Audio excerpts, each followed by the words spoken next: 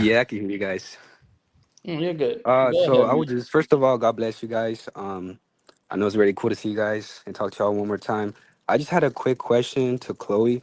Um, I know you're all for like the pro life and everything, so I just needed a little bit help on doing the on how we can explain the fact that because I've seen a lot of people debate and they say that we believe that life starts at the moment of conception, right? And a lot of people would say that life starts later on, and they use that to justify early abortions and everything. So I just kind of wanted help on explaining to them how, it's already a human.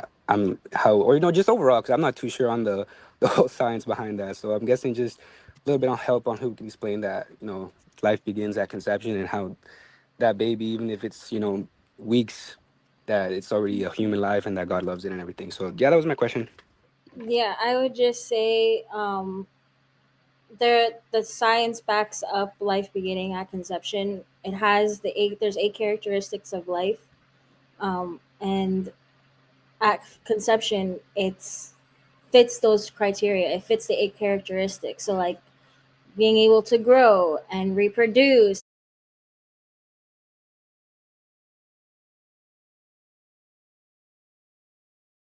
and all these things, like those are just examples. Um, they can't prove. I would just say, all right, you don't believe life begins at conception, prove to me otherwise. Right, you're making the positive claim that life doesn't begin at conception. I can show you life begins at conception. You can show them. Princeton University, which is a very liberal scholar, admits that life begins at conception. The university that I'm going to is very liberal, um, and they say I have my biology textbook here. The most basic unit of life is a single cell.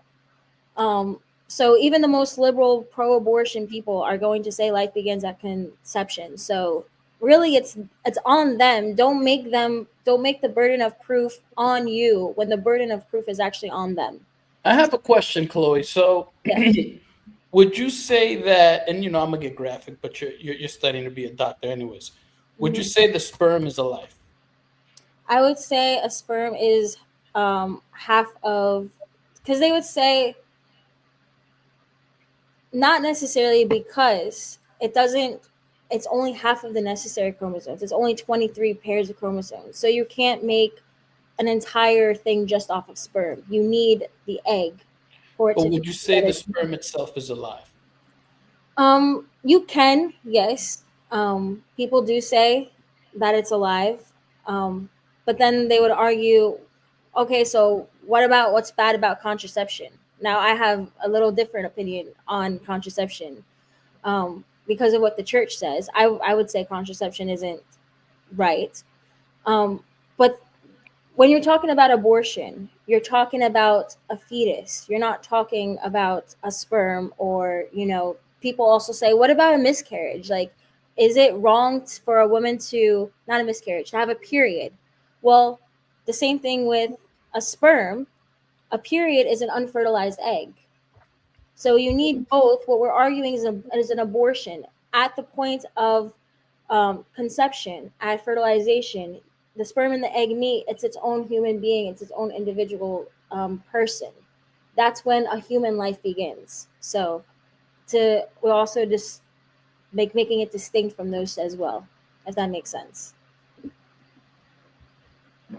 All right. Well, I hope that that answers your question, my brother. Yeah, it does. I appreciate the help. I'll definitely be Yeah, taking it into consideration because it does make a lot of sense, honestly. And yeah. um, I just think that we should pray for the nation. Pray for whoever's in the president, that everything works out.